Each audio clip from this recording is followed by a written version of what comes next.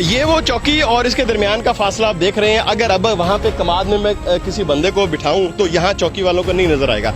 तो क्या पुलिस के जो जवान हैं उनकी जानें इतनी सस्ती हैं कि जनाब उनको दांव पे लगा दिया जाए? अब यहाँ पर चौकी, ना कोई यहाँ बिल्डिंग है, ना कोई यहाँ पर सहूलियात है, ना उनके पास कोई यहाँ पर जदीद हथियार दिए जाते हैं। और डाकुओं के पास रॉकेट लॉन्चर भी हैं, डाकुओं के पास दस्ती बम भी हैं, वो जहाँ से चाहें यहाँ पर हिट कर सकते हैं। और जवानों को यहाँ पर खड़ा किया गया है जहाँ पर सिर्फ एक मट्टी की जो है ना वो कच्ची दीवार है और उनके पास आगे क्या चीजें हैं, कुछ भी नहीं है।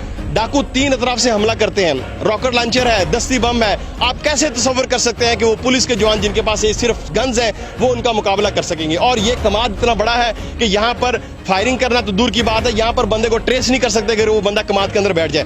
तो ये सूरत हाल है यहाँ। आईजी पंजाब साहब, आप देख रहे हैं, क्या आपके जवान जो हैं शहीद हुए, उनकी जानें इतनी सस्ती हैं कि उसको बगैर प्लानिंग के, बगैर किसी स्ट्रेटजी के और बगैर किसी इंतजामात के उनको यहाँ पर मट्टी की दीवारों के सामने खड़ा कर दिया जाता है कि आप खड़े हो जाए। यहाँ पर माचका के अंदर 12 पुलिस एहलकार शहीद हुए, बहुत बड़ा सानिया था, बड़ा दुख हुआ। हमने सोचा कि पुलिस को ऐसा कारनामा, पुलिस को ऐसी स्ट्रेटजी बनाएगी कि दोबारा ऐसा इतना बड़ा सानिया ना हो।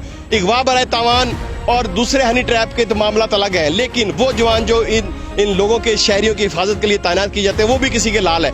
उनकी भी माँ बाप हैं, उनके भी बच्चे हैं जो उनका घर में इंतजार कर रहे हैं कि माँ बाप हमारे लिए जो है ना वो रोजी रोटी कमाने गए हैं या ड्यूटी पर गए हैं। लेकिन आप बताएं कि अब क्या होगा? उनको ग्रेजुएटी भी मिल जाएगी, आप 1 करोड़ का मकान भी दे देंगे, सारा कुछ हो जाएगा, लेकिन क्या उनके बाप वापस आ जाएंगे? क्या उनका बेटा वापस आएगा? क्या उनका भाई वापस आएगा?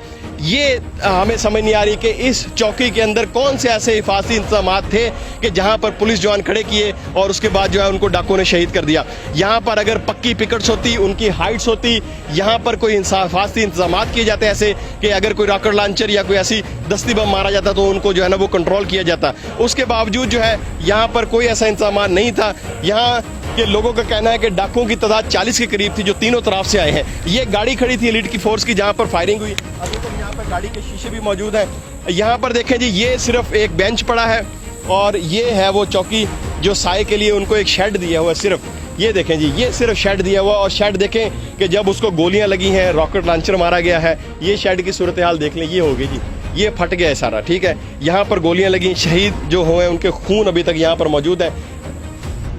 और ये आपको नजर आ रहा होगा, यहाँ पर ये फायरिंग है सारी, ये फायरिंग है और यहाँ पर गोलियां लगी हैं। और ये देखें, ये फायरिंग है, यहाँ पर अभी तक गोलियों के निशानात यहाँ पर मौजूद हैं जहाँ से गोलियां लगी हैं। अब इतने से एरिए में अगर 7 जवान खड़े हैं और आसपास से 40 बंदे जो हैं वो मुख्तलिफ जदीद असला लेकर पहुँच जाते हैं, तो आप बताएं कि वो जवान जो अभी मेरा ख्याल है कि शायद कांस्टेबल हैं, तो वो क्या उस सूरत हाल होगी उनकी, क्या होगा? इंतहाई अफसुर्दा है। सादकाबाद की फ़िज़ा सोगवार है, बल्कि पूरे पाकिस्तान की, कि हमारे जो जवान जो है वो इस तरीके से जो है ना वो बेदर्दी से शहीद कर दिए जाते हैं। लेकिन पुलिस के पास बजट भी है, पुलिस के पास सारा कुछ है, रियासत चाहे तो कुछ भी कर सकती है, लेकिन हमें नहीं समझ आ रही कि रियासत कच्चे की तरफ जो है ना अपनी तवज्जो क्यों नहीं देती और क्यों नहीं इसका कला कमा करती है, क्यों इसके बारे में जो है अभी तक इतनी ढील दी जा रही है कि हर साल जो है वो एक नया सानिया होता है। हमारे SHO जो है राना रमज़ान साहब, वो शहीद हो गए। बहुत से ऐसे मुजाहिद हैं जो कच्चे की सरजमीन के ऊपर जो है ना कुर्बान हो गए, लेकिन कच्चा वैसे का वैसा ही है, डाकुओं के गैंग वैसे के वैसे ही हैं, वैसे ही हालात चल रहे हैं और वैसे ही सारा कुछ हो रहा है। तो खुदारा इसके बारे में कोई आप सीरियस इसके बारे में जो है वो एक्शन लें, कोई ऐसा प्लान करें ताकि आने वाले वक्त में और फ्यूचर में किसी का भाई, किसी का बेटा और किसी का बाप जो है वो कच्चे पर कुर्बान ना हो। अपने मेज़बान कमर फी को इजाज़त दीजिएगा। अल्लाह हाफ़िज़।